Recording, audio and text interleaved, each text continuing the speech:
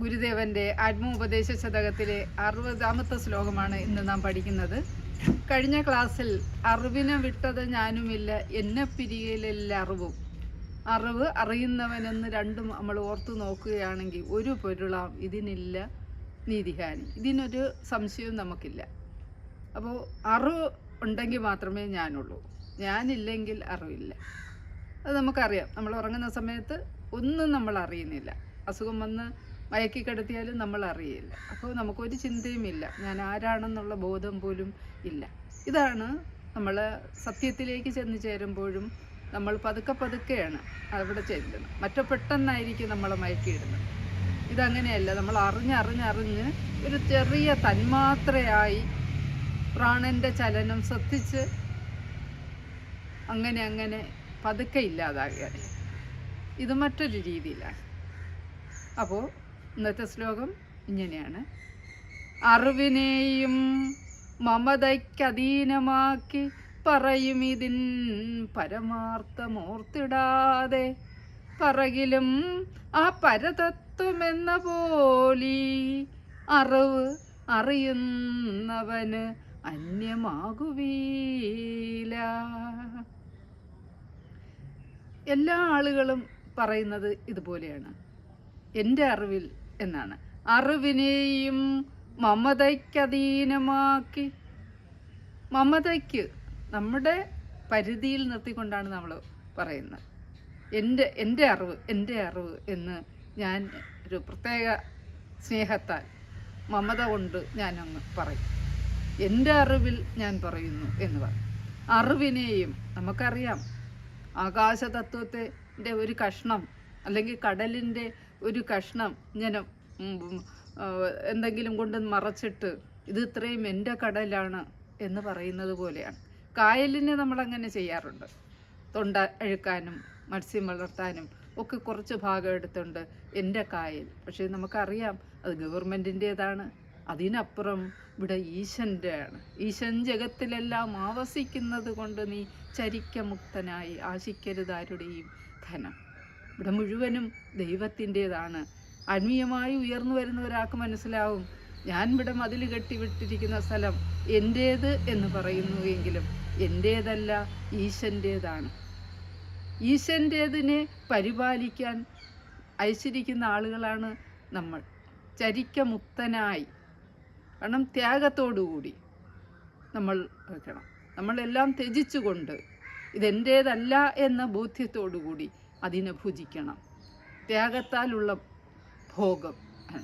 ഞാൻ വസ്ത്രം അണിയിപ്പിക്കുമ്പോഴും ഞാനല്ല, എൻ്റെ ഉള്ളിലെ ആ ശക്തിയെ അമ്മയാണ് അണിയിക്കുന്നത് എന്ന ഭാവത്തിൽ, അമ്മയാണിത് തന്നത് എന്നുള്ള ഭാവത്തിൽ, അമ്മയാണ് ഇതിൻ്റെ എല്ലാം അധീനം ആയിട്ടുള്ളത്, ശക്തിയായിട്ടുള്ളത് എന്ന ബോധ്യം. ഈ ബോധ്യപ്പെടുത്തലിലാണ് നമുക്ക് ആത്മസാക്ഷാത്കാരം കിട്ടുന്നത്. എത്ര ശ്ലോകം പഠിച്ചു, എത്ര പുസ്തകം പഠിച്ചു, എത്ര ധ്യാനം പഠിച്ചു, എത്രമാത്രം ധ്യാനം ചെയ്തു എന്നുള്ളതൊന്നുമല്ല പ്രധാനം. നമുക്ക് എത്രത്തോളം അതിനെ വിടാൻ, ഉപേക്ഷിക്കാൻ കഴിയുന്നു. ഞാൻ അല്ല, എൻ്റെ ശരീരം ഞാൻ അല്ല, അവിടുന്ന് തന്നതാണ്. നമുക്ക് ആലോചിച്ചൊക്കെ അറിയാം. ഗർഭപാത്രത്തിലൂടെ നമുക്ക് ആ ഫെലോപ്യൻ ട്യൂബിലൂടെ ബീജം വരുന്നു. അത് ഒഴുക്കിക്കൊണ്ട് പോയില്ലെങ്കിൽ ഫെലോപ്യൻ ട്യൂബിൽ വെച്ച് കുട്ടിയുണ്ടാകും. അപ്പോൾ അതിനെ ഒഴുക്കിക്കൊണ്ട് പോകുന്നതാരും. അവിടെ ചെല്ലുമ്പോൾ യൂട്രസിനകത്ത് മെത്ത പോലെ ഉണ്ടാക്കുന്നു, അതാരും. ഇതിനെ അബ്സോർവ് ചെയ്ത് പിടിക്കുന്നു, അതിനിടയിൽ യൂട്രസ് അടയ്ക്കുന്നു. ഇതെല്ലാം അവിടെ വളർത്തുന്നതാര്, അത് പുറന്തള്ളുന്നതാര് അവസാനം. ഇതെല്ലാം അവിടെ നിന്നാണ്. പക്ഷെ അതൊന്നും നമ്മൾ മനസ്സിലാക്കാതെ എൻ്റെ കുട്ടി, ഞാൻ വളർത്തിയത്, അവൻ എവിടെയോ പോയി മറ്റുള്ളവർക്ക് വേണ്ടി സഹായിക്കുന്നു, എന്നെ സഹായിക്കുന്നില്ല എന്നൊന്നും പറഞ്ഞിട്ട് കാര്യമില്ല. നമ്മളെ സഹായിക്കാൻ മറ്റാരെങ്കിലും ഉണ്ടായിരിക്കും. വളരെ ശാന്തമായി നമ്മൾ ഇരിക്കുക. ഈശൻ ജഗത്തിലെല്ലാം ആവസിക്കുന്നത് കൊണ്ട് നീ ചരിക്കുക. അതൊരു വലിയ തത്വമാണ് പറയുന്നത്. നിങ്ങൾക്കിവിടെ ശാന്തമായിരിക്കാനുള്ളത് എല്ലാം നിങ്ങളുടെ സമീപത്തുണ്ട്. പക്ഷെ നിങ്ങൾ അങ്ങനെ ഇരിക്കുന്നില്ല. എപ്പോൾ നിങ്ങൾ ഇരിക്കാൻ തുടങ്ങുന്നു, ആ ചിന്ത നിങ്ങളിൽ രൂഢമൂലമാകുന്നുവോ, അതാണ്. നിങ്ങൾക്ക് ആ വിശ്വാസം ഉണ്ടാകണം. ഒരു വൈദ്യം ചികിത്സ നടത്തുമ്പോഴും നമുക്ക് പൂർണ്ണമായ വിശ്വാസം ഉണ്ടെങ്കിലേ ആ രോഗം മാറും. അതാണ് യേശുക്രിസ്തുവും ശ്രീനാരായണ ഗുരുവും ഒക്കെ മരുന്ന് കൊടുക്കുന്നതിന് മുമ്പ് ചോദിക്കും, വിശ്വാസമുണ്ടോ? ആ വിശ്വാസത്തിലാണ്.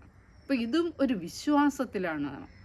ഇവിടെ ഭഗവാനാണ് ഇതെല്ലാം ചെയ്യുന്നത് എന്ന് നിങ്ങൾ ചിന്തിച്ചു നോക്കിയാൽ നിങ്ങൾ പറയും. അപ്പോൾ നിങ്ങൾ ഇത് പറയില്ല, അറിവിനെയും എൻ്റെ അറിവ് എന്ന് ഞാൻ പറയില്ല. അറിവിനെയും മമതയ്ക്കധീനമാക്കി എന്നിലേക്ക് എൻ്റെ അറിവ് എന്ന് പറഞ്ഞുകൊണ്ട് ഞാൻ അതിനെ എൻ്റെ വശത്തേക്കാക്കി വച്ചിരിക്കുകയാണ്. ആ അധീനമാക്കി പറയും, ഇതിൻ പരമാർത്ഥമോർത്തിടാതെ, ഇതിൻ്റെ രഹസ്യം, ഇതിവിടെ മുഴുവനും നിറഞ്ഞു നിൽക്കുന്നതാണ്. ഇതെന്ന് പറയുന്ന ആ സത്യം, ആ സാക്ഷാത്കാരമായ ആ സത്യം അറിയാതെ അറിവുള്ളവർ ഇത് പറയുകയില്ല. അറിവില്ലാത്തവരാണ് അഹങ്കാരികളായി പോകാറുള്ളത്, ഞാൻ എന്നുള്ള ഭാവത്തിൽ വരുന്നത്. അപ്പോൾ ഞാൻ എന്ന് പറയുമ്പോഴും യഥാർത്ഥ ഞാനിനെ ആലോചിച്ചുകൊണ്ടാണ് നാം പറയാനുള്ളത്. ആ രീതിയിലാണ് അറിവിനെയും മമതയ്ക്ക് അധീനമാക്കി എൻ്റെ കീഴിലേക്ക്, എൻ്റെ വശത്തേക്ക് ആക്കിക്കൊണ്ട് പറയും, ഇതിൻ പരമാർത്ഥമോർത്തിടാതെ. കഴിഞ്ഞ തവണ നമ്മൾ തന്നെ പറഞ്ഞു, കാരണം ചിന്ത ചെയ്തിടാതെ അവിരതം എണ്ണി അളന്നിടുന്നതെല്ലാം ഭ്രമം. ഒരു ഭേദവുമില്ല ഇതിൽ. കാരണം ഇതിലൊരു ഭേദവുമില്ല. നമ്മളിങ്ങനെ ചിന്ത ചെയ്യുന്നില്ല, ഒന്നും ചിന്തിക്കുന്നില്ല. അപ്പോൾ നമ്മളത് ഓരോ കാര്യത്തിലും ചിന്ത ചെയ്ത് ഉള്ളിലേക്ക് കടന്ന് പോകണം. ഇതെന്താണ് എന്ന് ചിന്തിച്ചു വരുമ്പോൾ നിങ്ങൾക്ക് ഉള്ളിൽ നിന്നുള്ള വിചാരമാകുന്ന കണ്ണുള്ളിലേക്ക് പോവുകയും അവിടെ നിന്ന് നിങ്ങൾക്ക് ബോധപ്രകാശം ആ വിചാരത്തിൽ വന്ന് ചേരുകയും നിങ്ങൾക്ക് അറിവ് തരികയും ചെയ്യുന്നു. അങ്ങനെയാണ് നിങ്ങൾ മനനത്തിലേക്ക് പോവുകയും ഒക്കെ ചെയ്യുന്നത്. ധാരണയിലേക്കും ശ്രദ്ധയിലേക്കും ഒക്കെ നിങ്ങൾക്ക് പോകാൻ സാധിക്കുന്നുണ്ട്. അപ്പോൾ ആ രീതിയിലാണ് നിങ്ങളുടെ യാത്ര. ഇത് പലരും വളരെയേറെ ശ്ലോകങ്ങൾ കാണാതെ പഠിച്ചു എന്ന് പറഞ്ഞിട്ടോ, ഇത്ര പുസ്തകം എനിക്ക് കാണാതെ അറിയാമെന്ന് പറഞ്ഞിട്ടോ കാര്യമില്ല. ഞാനൊക്കെ ഒന്നും അറിയാതെയാണ് പോയത്. പിന്നെ ഒരു മാസ്റ്റർ ശ്വാസ നിരീക്ഷണമെന്ന് 2 മിനിറ്റ് പറഞ്ഞു ഞങ്ങളോട് 4 പേരോട്. പിന്നെ ഒരിക്കൽ സാറ് ഫോൺ ചെയ്തിട്ട് കാലിൻ്റെ അവിടെ തൊട്ട് ഇവിടെ ശരീരം മുഴുവൻ ഇങ്ങനെ നേർരേഖ പോലെ ഒന്ന് ചിന്തിക്കാൻ പറഞ്ഞു. അത് പിന്നെ എനിക്ക് മനസ്സിലായി മനസ്സിനെ കൺട്രോൾ ചെയ്യാനുള്ള ഒരിതാണെന്ന്. 3ാമത് അദ്ദേഹം കന്യാകുമാരിയിൽ നിന്ന് എപ്പോഴോ വന്നപ്പോൾ ലോക്കൽ കോളിൽ നിന്നാണ്, അദ്ദേഹത്തിന് ഫോണൊന്നുമില്ല. അപ്പോൾ ആ ഇതിലൂടെ വിളിച്ചു പറഞ്ഞു, അടുത്തത് എന്താണ്. അപ്പോൾ 1 മാസം കഴിഞ്ഞതുകൊണ്ട് ഞാൻ എന്നോട് തന്നെ ചോദിച്ചു അടുത്തതെന്ത് എന്ന് ചോദിച്ചപ്പോൾ ഉള്ളു പറഞ്ഞു എന്നാണ്. ഉള്ളു ആ ബോധം നമ്മളോട് ചിന്താരൂപത്തിൽ നമ്മളോട് പറയും എന്നുള്ള കാര്യമൊക്കെ മനസ്സിലായത്. ഇങ്ങനെ വര ഇട്ടതുപോലെ ശരീരം മുഴുവനും ചിന്തിക്കാൻ പറഞ്ഞു. അപ്പോൾ സാറിനോട് ഞാൻ ചോദിച്ചപ്പോൾ സാറ് പറഞ്ഞ് ഹൊറിസോണ്ടലായിട്ട് ചെയ്യുക എന്ന് പറഞ്ഞു. അപ്പോൾ ഞാൻ പറഞ്ഞു അത് ചെയ്തു സാറാന്ന് പറഞ്ഞു. അതാര് പറഞ്ഞു തന്നു എന്ന് വെച്ചാൽ ഞാൻ പറഞ്ഞു ഉള്ളു പറഞ്ഞു തന്നു. ഇത്രയേ ഉള്ളൂ അറിവ്, ഒന്നും അറിഞ്ഞുകൂടാ. ഞാൻ പറയുന്ന ഗുരുദേവൻ്റെ ദൈവദശകം മാത്രം മതി, എല്ലാ തത്വങ്ങളും അതിലുണ്ട്.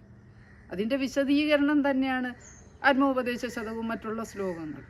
ഇത്രയും കൊണ്ട് നമുക്ക് അല്പം കൊണ്ട് അനല്പമായതിലേക്ക് പോകാനുള്ള കഴിവുണ്ട്. നിങ്ങളുടെ നിരന്തരമായ പരിശ്രമം കൊണ്ട്, നിങ്ങളുടെ വിശ്വാസം കൊണ്ട്, നിശ്ചയദാർഢ്യം കൊണ്ട് നിങ്ങൾക്കിത് നേടിയെടുക്കാൻ പറ്റും എന്നുള്ളതാണ്. അപ്പോൾ അറിവിനെയും മമതയ്ക്ക് അധീനമാക്കി പറയും, ഇതിൻ പരമാർത്ഥമോർത്തിടാതെ പറകിലും. ഇങ്ങനെയൊക്കെ പറയുകയാണെങ്കിലും ആ പരതത്വം എന്ന പോലെ അറിയുന്നവന് അന്യമാകുകയില്ല എന്നാണ്. ആ പരതത്വം ആ സാക്ഷാത്കാരമായ ആ സത്യ അവസ്ഥ എന്ന് പറയുന്നത് അത് എല്ലാവർക്കും ഒരുപോലെയാണ്. എല്ലാവരിലും ഒന്നായിട്ടാണ് നിറഞ്ഞു നിൽക്കുന്നത്. എപ്രകാരമാണ് കുടത്തിൽ മണലും ചരലും എല്ലാം കൂടെ നിറഞ്ഞിരിക്കുകയാണെങ്കിൽ അതിൽ വായുതത്വം ആകാശതത്വം കുറവായിരിക്കും. നിങ്ങൾ അതന്നെ എടുത്ത് കളയുക. നിങ്ങൾ നിറച്ചു വെച്ചിരിക്കുന്ന വൃത്തികേടുകളെ, ചിന്തകളെ, മമതയ്ക്ക് അധീനമാക്കി വെച്ചിരിക്കുന്നതിനെ നിങ്ങൾ കുടഞ്ഞു കളയുക. കുടഞ്ഞു കളയുമ്പോൾ നിങ്ങൾ ശൂന്യമാകും, നിങ്ങളുടെ ഉള്ള് ശൂന്യമാകും, കുടം ശൂന്യമാകുന്നത് പോലെ. അവിടത്തേക്കാണ് ഇടിച്ചു കയറി ഈ അധിക വിശാല മരുപ്രദേശം പോലെ ത്തിലേക്ക് ജലം വരുന്നത് പോലെ ഒഴുകി വന്നെത്തുകയാണ് ചെയ്യുന്നത്. ഹുങ്കാര ശബ്ദത്തോടുകൂടി വന്നെത്തുകയാണ്. അപ്പോൾ നമ്മൾ ആദ്യം ചെയ്യാനുള്ളത് നമ്മളാകുന്ന നമ്മുടെ ശരീരത്തിലെ നമ്മുടെ മനസ്സാണ് ഏറ്റവും പ്രധാനം. ആ മനസ്സിനെ ശുദ്ധീകരിച്ചു വരുമ്പോൾ നാം ഒരു പ്രത്യേകത ഉള്ളതായിരുന്നു. നമ്മുടെ സൂക്ഷ്മ ശരീരമുള്ളത് കൊണ്ടാണ് സുഖവും ദുഃഖവും ഒക്കെ നമുക്ക് തോന്നുന്നത്. അതിനെയൊക്കെ ഇല്ലാതാക്കാൻ നമുക്ക് സാധിക്കും. പിന്നെ ഗ്രോസ് ബോഡി, സ്ഥൂല ശരീരം നമുക്കില്ലാതാക്കാം. നമ്മൾ ആ ചിന്തയിലേക്ക് ആണ്ടാണ്ട് പോകുമ്പോൾ ആ ഗ്രോസ് ബോഡി നമ്മുടെ ശരീരം ഇല്ലാതാകുന്നു. പഞ്ചഭൂതങ്ങൾ മാറുന്നു. 17 തത്വങ്ങളുള്ള സൂക്ഷ്മ ശരീരം മാറും. പിന്നെ ഉള്ളത് കാരണ ശരീരമാണ്. കാരണ ശരീരം എന്ന് വെച്ചാൽ വാസനാ ശരീരം. വാസനാ ശരീരം എന്ന് വെച്ചാൽ ജീവൻ. ആ ജീവനും അങ്ങ് മാറും. അപ്പോഴാണ് നമ്മൾ അത്ഭുതങ്ങൾ സംഭവിക്കുന്നത്. അപ്പോൾ അതിനു വേണ്ടി നിങ്ങൾ ചെയ്യാനുള്ളത് വായന മാത്രമല്ല, നിരന്തരമായ ചിന്തയിലൂടെ, നിങ്ങളുടെ ശ്വാസ നിരീക്ഷണത്തിലൂടെ ഓരോ പ്രവൃത്തിയും ചെയ്യുമ്പോൾ ചിന്ത ചെയ്തിടാതെയാണ് നമ്മൾ ചെയ്യുന്നത്. ഞാൻ ചെയ്യുന്നു എന്നുള്ള ചിന്തയിൽ ചെയ്യാതെ കർത്തൃഭാവം എന്നിലല്ല എന്ന ഭാവത്തിൽ നിങ്ങൾ ചെയ്യുമ്പോൾ ഇത് സ്വാഭാവികമായി മാങ്ങ പഴുത്താൽ അടർന്നു വീഴുക തന്നെ ചെയ്യും, വന്ന് വീഴുകയാണ് ചെയ്യുന്നത്. അതെന്ന് കിട്ടും എന്നുള്ള ചിന്തയൊന്നും വേണ്ട. പറകിലും ആ പരതത്വം എന്ന പോലെ ഈ അറിവ് അറിയുന്നവന് അന്യമാകുകയില്ല. ഈ അറിവ് അറിയുന്നവന് അന്യമാകാതിരിക്കില്ല. കാരണം ഒരിക്കലും അന്യമാകുന്നില്ല. അതിൽത്താണ് നമ്മൾ നിൽക്കുന്നത്. അപ്പോൾ ആ സാറ്, നേരത്തെ പറഞ്ഞ ഒരു സാറ്, ഗോപി സാർ എന്ന് പറയുന്ന സാറ് 1-2 മിനിറ്റ് ആണ് പറഞ്ഞു തന്നത്. പിന്നീട് ഞാൻ സംശയം ചോദിക്കുകയൊന്നും ചെയ്തില്ല. ഒരു പോക്കായിരുന്നു. ആ വിശ്വാസപൂർവ്വം ഒരു യാത്രയായിരുന്നു. സംശയമുള്ളപ്പോൾ 1-2 തവണയാണ് ഉള്ളുന്ന് സംസാരം ഉണ്ടായി. ഞാൻ പറഞ്ഞില്ലേ ഹൊറിസോണ്ടൽ എന്ന് പറഞ്ഞതും അവസാനം പ്രകാശം കണ്ടപ്പോൾ കേവലത്തിൻ മഹിമ എന്ന് പറയുന്ന മഹാനാത്മാ എന്ന് പറയുന്ന മഹത്തത്വം എന്ന് കഠോപനിഷത്തിലൊക്കെ പറയുന്ന ആ പ്രകാശം കൊണ്ട് നമ്മൾ നിറഞ്ഞു നിൽക്കുമ്പോൾ ആണ് പറഞ്ഞു തരുന്നത്, നിർത്തരുത്, അക്കരെ പോണം എന്ന് പറഞ്ഞു. വീണ്ടും മുന്നോട്ട് പോവുകയാണ് ഇത്. അപ്പോൾ നമുക്ക് അവിടെ നിന്ന് തന്നെയാണ് ആ അറിവ് നാം തന്നെയാണ്. നമ്മൾ അഴുക്ക് മാറുമ്പോൾ നമ്മൾ ആ ശുദ്ധമായ അറിവായി മാറുന്നു. നമ്മൾ ഭയപ്പെടേണ്ട ആവശ്യമില്ല. നമ്മളിലേക്കാണ്, നമ്മുടെ സ്വന്തം വീട്ടിലേക്ക്, മൗന വീട്ടിലേക്കാണ് നമ്മുടെ യാത്ര. അത് കണ്ടെത്തിയാൽ നമുക്ക് എല്ലാ സുഖവും സമചിത്തതയും എല്ലാം വരും. നമ്മളിൽ തന്നെ ദേവീഭാവവുമുണ്ട്, കാളീഭാവമുണ്ട്. ഇതെല്ലാം കാണിച്ചു തരും നമുക്ക്. ചില സമയത്ത് നമുക്ക് ദേഷ്യപ്പെടേണ്ടി വരും. ഭൂമി പ്രകാരമാണോ, ഭൂചലനത്താലും പല സുനാമി പോലെയും വന്ന് ജനങ്ങളുടെ അക്രമം അധികമാകുമ്പോൾ ഉണ്ടാക്കുന്നത് പോലെ കാളീഭാവമുണ്ട്. ഇതൊക്കെ നമുക്ക് നമ്മളിലൂടെ കാണാൻ പറ്റും.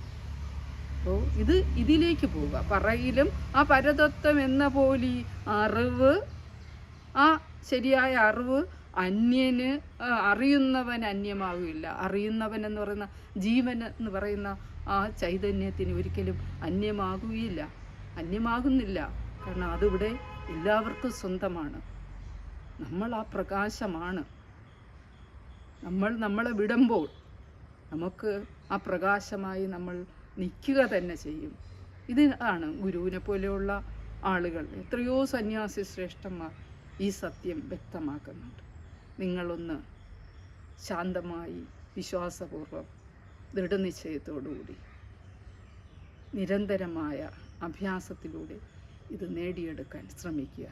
എല്ലാവർക്കും കഴിയണം. നന്ദി.